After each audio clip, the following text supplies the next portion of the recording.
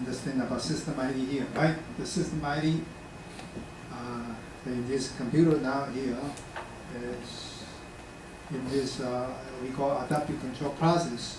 The computer has another job called system ID, rather than observer state estimations. So here, for four state, the computer needs to have the observer. And for the adaptive control process, that we call system ID.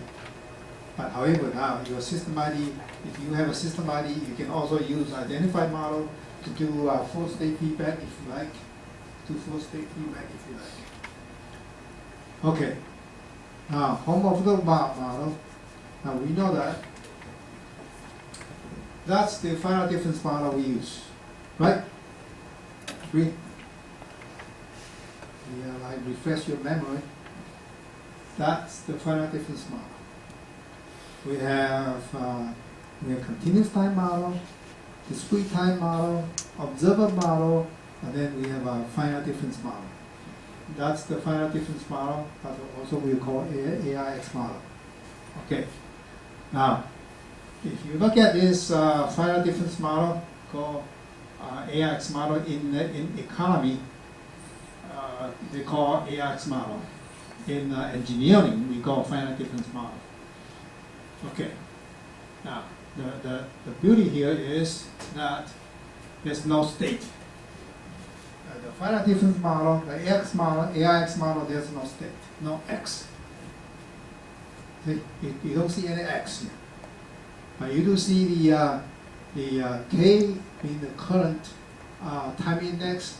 The K minus 1 means the one step behind the current time. K minus 2 means, I shouldn't say behind, it's before, right? K minus 2 means the two steps before,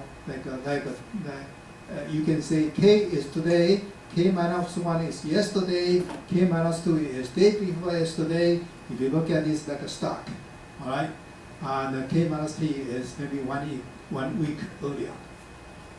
And here we have a K is current time, and K minus 1 is yesterday, K minus 2 is day before yesterday, and so on. So they are related to like that. And any linear system, you can convert it in terms of this AIX model or final difference model. Any linear system. Okay, now our controller equations. I already showed you the controller equations. Controller equation the same thing, exactly the same thing as like that, except our controller equation now is alpha 1 C, alpha 2 C, alpha p C, beta 1 C, and so on. You look at the form, it's almost identical to the AIX model, except now it's YK, which is called UCK here. All right, that's the idea. The idea is now, do we have a control law, a control equation which is similar to the model itself? Now, you look at this carefully. The alpha 1 C, alpha 2 C, alpha P C, and beta 1 C, that's beta 1 there.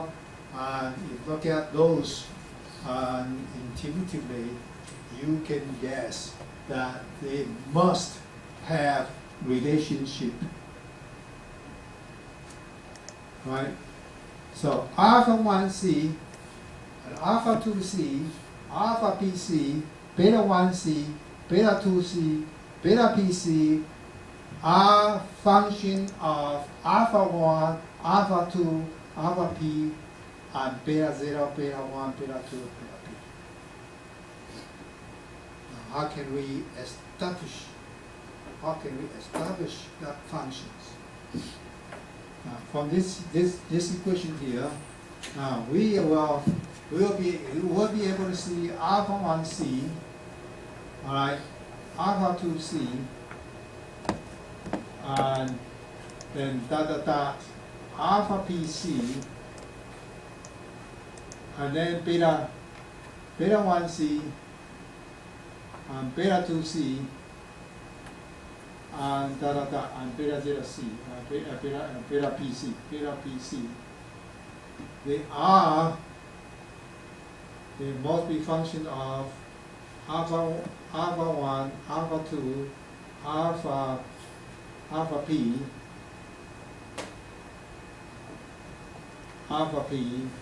and beta 0, beta 1, beta p. Now, that's a function. Now, how can we get that function? Right? How can we get our functions? That's probably what I'm going to show you. How can we get alpha 1, alpha 2? How can we get alpha 1, alpha 2, alpha p, beta 0, beta 1, beta p? How can we get that? Anybody give me ideas?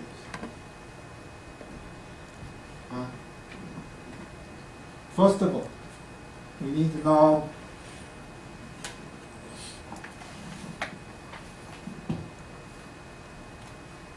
how to get this. How to get these parameters.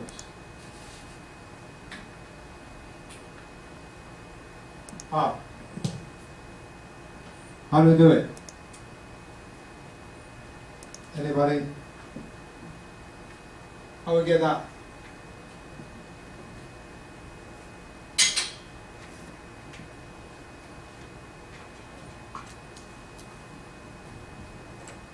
I think I already gave you a test, right? Did I? How we get this?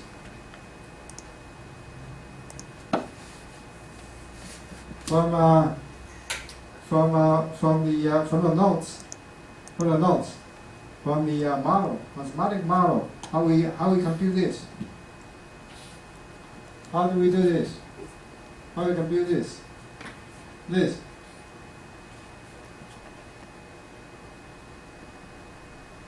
Now, if I giving discrete time model,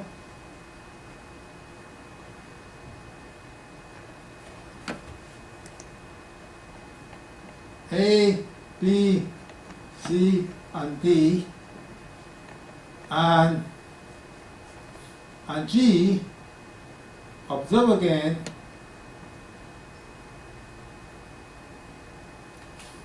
we can compute that, right? Agree? If I given discrete time model A, B, C, D, and G, observe again, matrix, there's a formulation for you to compute those. Agree? Oh, I gotta refresh your memory, right? Your memory probably a long time ago. Your homework. You remember your homework? Did I give you homework? I forget about that, but anyway.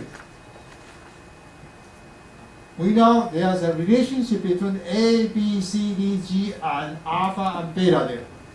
Agree? If you forgot, then you gotta go back to read the mathematical model. In my lecture on mathematical model, about 2 months ago, maybe, or 1 month ago, I show you the discrete time model. I show you this continuous time model, discrete time model, observer model, and finite difference model. How can I get from observer model to finite difference model? That's the observer model to discrete time, to the finite difference model, right? Agree? That's one way to do it. So if you know A, B, C, D, and G, I will be able to go from the observer model to compute that. So from observer model,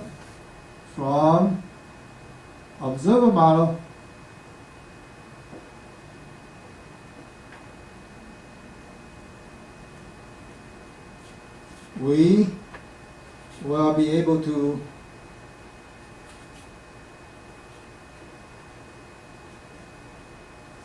compute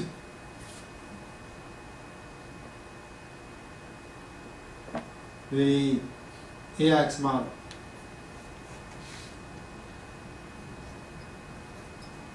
Agree?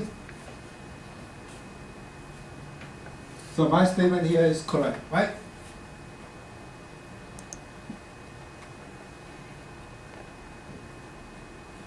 So the one observer model will be able to compute the AX model. That AX model. That means alpha and beta. Right? These are alpha and beta.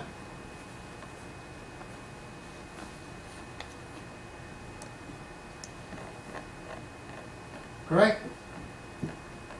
Are we in peace now? No? Okay. That's one way to do it. That means from the theory, from the physical model, we convert to discrete time model. From discrete time model, we got observer model. Then we get the AX model. Okay. Any questions? Agree? Okay. Now, here, I will show you another way to compute the alpha beta. Assume you have, this is from theory. This is from physical model.